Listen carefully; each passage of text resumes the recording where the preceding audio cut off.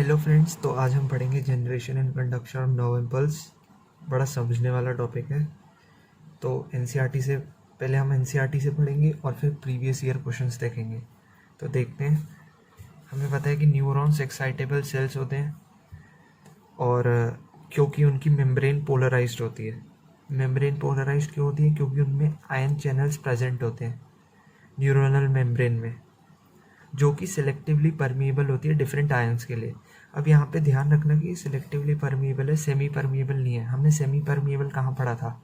याद करो, dialysing membrane में। वो किडनी में डायलाइजिंग यूनिट होती है ना, वहाँ पे हमने पढ़ा था सेमी परमिएबल, जहाँ पे वो सेलोफेन की शीट यूज़ कर लेते हैं फिल्टर करने के लिए ब्लड को। यहाँ पे सेलेक्टिवली परमिएबल है, जो हमारी सेल मेम्ब्रेन भी होती है। वैसे ही न्यूरोनल मेम्ब्रेन जो होती है वो भी सेलेक्टिवली परमिएबल है। तो इसको याद रखना, कंफ्यूज मत हो जाना, ये भी पूछ सकते हैं। अब जब न्यूरॉन कोई इम्पल्स कंडक्ट नहीं कर रहा होता तो मतलब वो रेस्ट पे होता है, कोई काम नहीं कर रहा होता। तो एक्सोनल मेम्ब्रेन जो होती है वो more permeable to potassium ion होती है K+, और nearly impermeable to sodium ion होती है Na+। और उसी की तरह मेम्ब्रेन जो होती है impermeable to negatively charge protein भी होती है, जो एक्सोप्लाज्म में पहले से ही प्रेजेंट होते हैं। इसको याद करने का निमोनिक अभी मैं 2 मिनट बाद बताता हूँ। अभी यहाँ पे टर्म्स देखो, मोर, नियरली, और मतलब ये टर्म क्वेश्चन में एक बार आ गए थे कि ये मोर परमिएबल है, ये नियरली इम्परमिएबल है, ये खाली इम्परमिएबल लिखा है। तो जो एज इट इज एनसीईआरटी में लिखा है पूरा ये लाइन दे सकते हैं तुम्हें कि ये कौन सा मोर है कौन सा नियरली है, मतलब कुछ भी पूछ सकते हैं यार। अब आगे देखते हैं।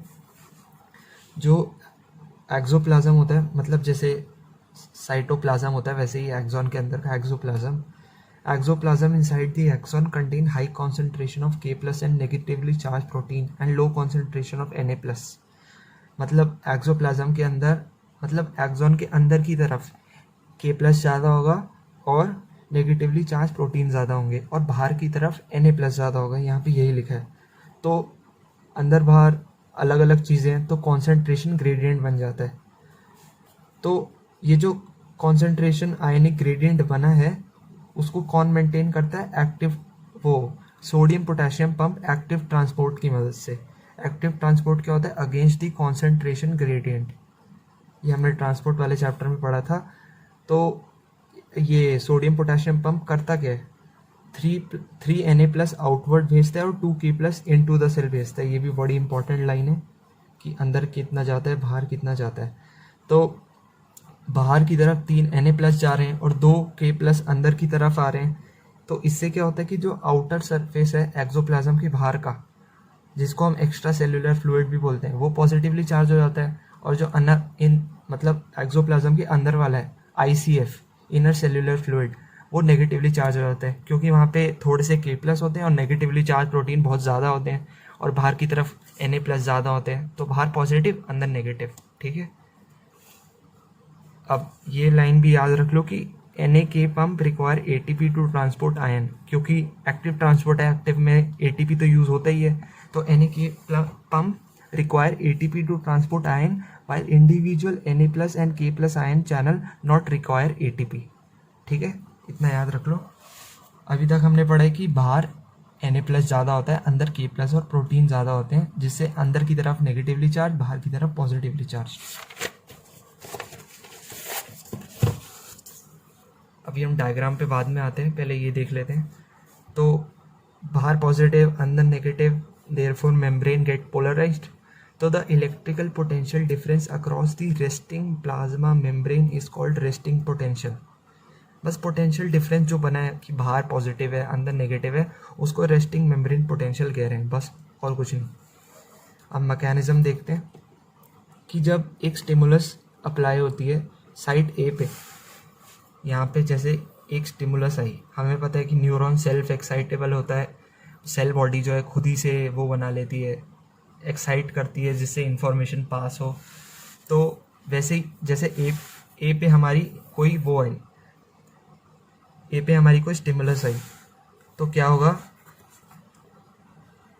ये हमारी पहले पोलराइज मेम्ब्रेन थी, यहाँ पे कोई स्टिमुलस आई, तो जो मेम्ब्रेन एट साइट ए है वो फ्रीली परमिएबल टू Na+ हो जाएगी, मतलब Na+ आराम से अंदर आने लग जाएगा, जो पहले नहीं आ सकता था।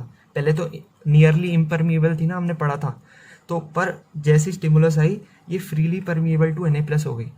तो this leads to rapid influx of Na+ followed by reversal of polarity at the site. Rapid influx मतलब अंदर आना, इन्फ्लक्स मतलब अंदर आना, तो जल्दी जल्दी से Na+ अंदर आने लग जाएगा और पोलैरिटी बदल जाएगी। पहले पोलैरिटी क्या थी, बाहर पॉजिटिव अंदर नेगेटिव, जैसे ही Na+ अंदर आया तो अंदर पॉजिटिव हो गई, बाहर नेगेटिव हो गई, तो पोलैरिटी रिवर्स हो गई। यहाँ पे ये लिखा है कि नेगेटिव वो outer surface of the membrane become negatively charge, inner surface become positively charge. तो the polarity of the membrane at site A is thus reversed and hence depolarized. पहले पोलराइज्ड थी, उसका उल्टा देखा तो वो हो गई डीपोलराइज्ड। तो electrical potential difference across the plasma membrane at the site A is called action potential, जिसको हम नर्व इम्पल्स भी कहते हैं। अब at the site immediately ahead of the axon, example site B, मतलब ये रही ए के आगे वाली साइट बी, यहाँ पे जो करंट होता है, मतलब जो नर्व इम्पल्स होती है, हमें पता है कि पोटेंशियल डिफरेंस जब क्रिएट होता है तो करंट कैसे जाता है, पॉजिटिव से नेगेटिव। वैसे ही जो नर्व इम्पल्स है वो पॉजिटिव से नेगेटिव फ्लो करने लग जाती है। हमें पता है कि जैसे ए पे, यहाँ पे यही लिखा है वही समझा रहा हूँ, कि जैसे ए पे जब कोई स्टिमुलस आई तो पोलैरिटी रिवर्स हो गई, ये डीपोलराइज्ड हो गया, बाहर नेगेटिव आ गया अंदर पॉजिटिव आ गया, ये देखो बाहर नेगेटिव आ गया अंदर पॉजिटिव आ गया। पर बी तो पोलराइज्ड ही था, यहाँ तो कोई नर्व इम्पल्स आई नहीं।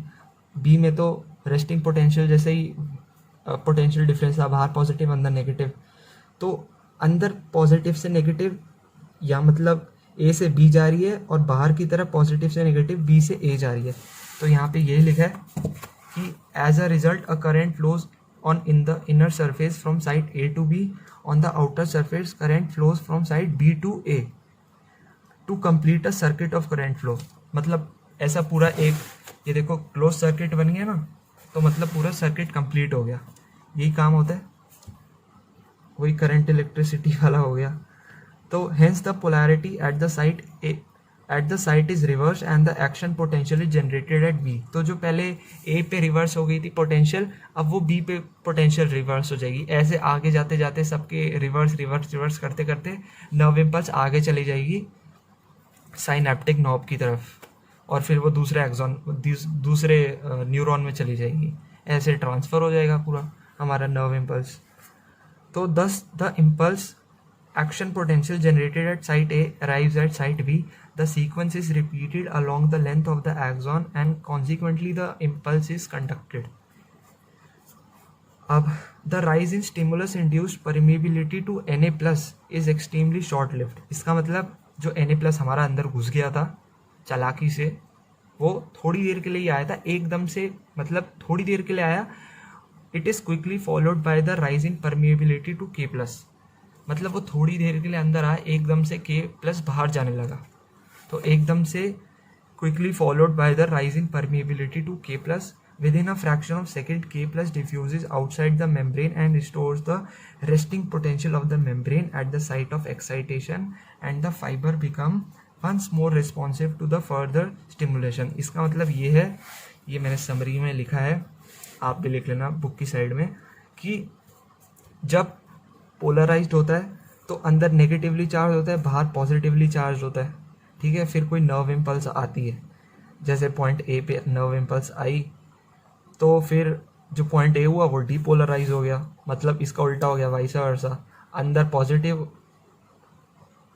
पॉजिटिव हो गया, बाहर नेगेटिव हो गया, मतलब उसका उल्टा हो गया, डीपोलराइज हो गया। पर जो बी था हमारा वो तो पोलराइज्ड ही था, तो जैसे ही बी पे नर्व इम्पल्स गई, सर्किट कंप्लीट हुआ, ए था वो वापस से पोलराइज हो गया, सेम एज 1, वो वापस से पोलराइज हो गया, वापस से अंदर नेगेटिव आ गया, बाहर पॉजिटिव आ गया।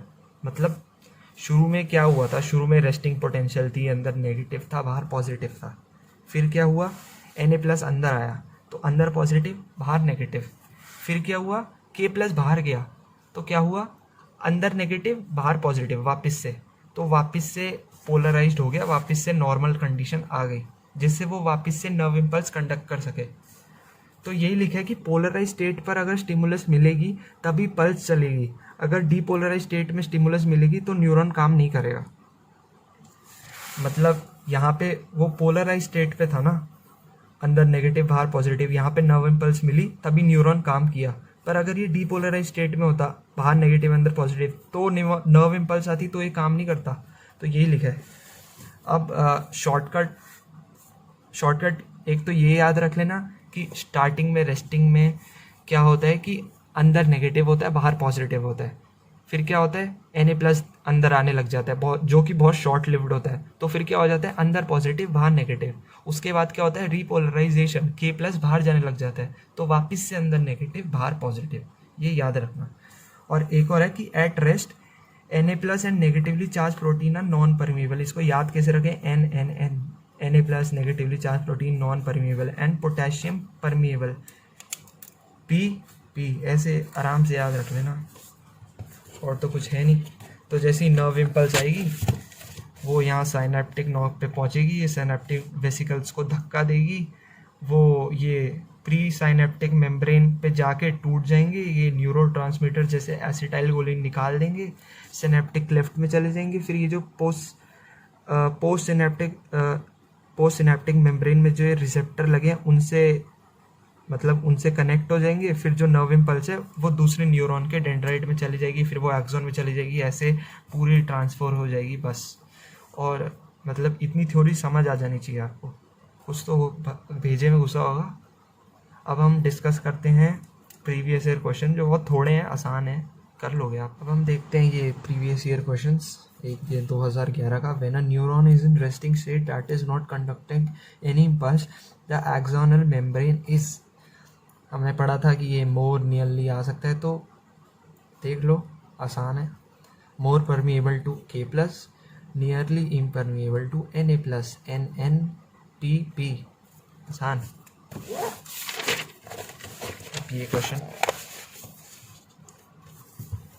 During the propagation of nerve impulse the action potential results from the movement of, कैसे हुआ, स्टार्टिंग में सबसे पहले क्या हुआ था, Na+ अंदर आया था ना, तो वही है, during the propagation of nerve impulse the action potential results from the movement of Na+ ions from extra cellular fluid to intra cellular fluid. वही पूछा है कि सबसे पहले रेस्टिंग पोटेंशियल होती है, सबसे पहले रेस्टिंग पोटेंशियल में बाहर से अंदर ऐसा क्या आता है कि एक्शन पोटेंशियल बन जाती है, नर्व इम्पल्स आ जाती है। तो वही है, Na+ पढ़ा था पहले रेस्टिंग होती है, फिर Na+ अंदर आता है, फिर K+ बाहर जाता है, बस सिंपल 3 स्टेप्स।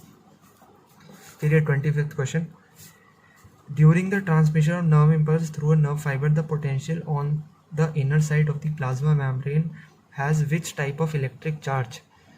हमने पढ़ा था पहले नेगेटिव होता है, पोलराइज्ड में पहले नेगेटिव, ये इन्होंने इनर साइड पे पूछा ना, तो पहले क्या होता है, हमें पढ़ा था कि बाहर पॉजिटिव अंदर नेगेटिव, फिर Na+ अंदर आ जाता है, तो अंदर पॉजिटिव बाहर नेगेटिव, फिर K+ बाहर चले जाता है, वापस से अंदर नेगेटिव बाहर पॉजिटिव। तो अंदर, तो यहाँ पे तो अंदर की बात हो रही है, तो पहले अंदर नेगेटिव, फिर अंदर हो जाता है पॉजिटिव, फिर अंदर वापस हो जाता है नेगेटिव। सारा NCERT की चीज़ें पूछेंगे और क्या। और एक 34th क्वेश्चन, ये 2005 के पहले का है, इसलिए थोड़ा सा बाहर का टॉपिक आ गया। वैसे इसका आंसर क्वेश्चन में दिया है, poisons like cyanide inhibit Na+ efflux and K+ influx during cellular transport. This inhibitory effect is reversed by an injection of ATP. This demonstrates that ये ATP की वजह से इसका इफेक्ट कैंसल आउट हो जाता है। इसका मतलब एक ही चीज़ है कि energy of Na+ and K+ pump comes from ATP। हमने पढ़ा था एक्टिव ट्रांसपोर्ट होता है तो ATP की ज़रूरत होती है। बस थोड़े से कीवर्ड याद हो जाए तो क्वेश्चन तो आराम से हो जाते हैं बायो के, हमेशा नहीं। अब 35th क्वेश्चन देखते हैं, in the resting state of the neural membrane the diffusion due to concentration gradient if allowed would drive. ये थोड़ा समझने वाला है कि रेस्टिंग स्टेट क्या होती है, अंदर नेगेटिव बाहर पॉजिटिव। तो उस समय में अगर हमने न्यूरॉन को खुला छोड़ दिया, डिफ्यूजन हो रहा है। डिफ्यूजन क्या होता है, higher potential to lower potential, अंदर नेगेटिव है बाहर पॉजिटिव है, तो हाइयर पोटेंशियल क्या है, पॉजिटिव। हाइयर से लोअर जाता है ना डिफ्यूजन में, नॉर्मल सिंपल डिफ्यूजन हमने पढ़ा है, तो हाई पोटेंशियल क्या होता है पॉजिटिव, लोअर पोटेंशियल क्या होता है नेगेटिव। हाइयर कहाँ है बाहर की तरफ क्योंकि पॉजिटिव है। तो नॉर्मल अगर उसको खुला छोड़ देंगे डिफ्यूजन होगा तो हाइयर से लोअर जाएगा तो Na+ बाहर से अंदर आ जाएगा जिससे इक्विलिब्रियम आ जाए। बाहर क्योंकि पहले पॉजिटिव था अंदर नेगेटिव था, तो इक्विलिब्रियम लाने के लिए डिफ्यूजन में क्या होता है इक्विलिब्रियम लाना होता है ना उसे भी, तो Na+ बाहर से अंदर आ जाएगा अगर उसको खुला छोड़ देंगे तो बस, और कुछ नहीं, सिंपल है। ठीक है, थैंक यू।